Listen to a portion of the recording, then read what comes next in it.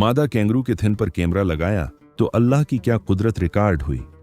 Kangaroo जिस्मात के एतबार से तो एक चलता फिरता शाहकार है, उसके साथ एक थैली सी मंसलक है जिसमें उसके नौज़ायदा और छोटे बच्चे माँ के साथ लगे रहते हैं।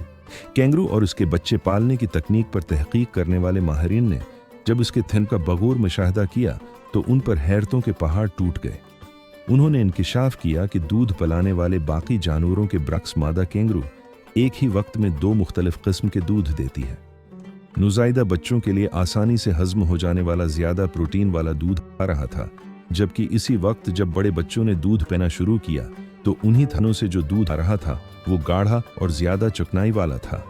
गविया अल्लाह ने उस जानवर के अंदर ऐसा कमाल अंदरूनी निज़ाम बना रखा है कि एक ही वक्त में अपने बच्चों की जिस्मानी ज़रूरत के मुताबिक अपने दूध का फार्मूला बदल लेती है, और ऐसा बगैर किसी इजाफी कोशिश के खुद ब खुद हो रहा होता है। क्या ये अल्लाह पाक की तख्लीक का शाहकार नहीं? वैसे क्या आप जानते हो कि इंसानों में भी माँ के अंदर अल्लाह का ये मौजिज़ा कारफरमा है कि उसका दूध भी बच्चे की ज़रूरत के मुताबिक अपने ख़वास बदल लेता है। अल्लाह की उस कुदरत पर सुभान अल्लाह।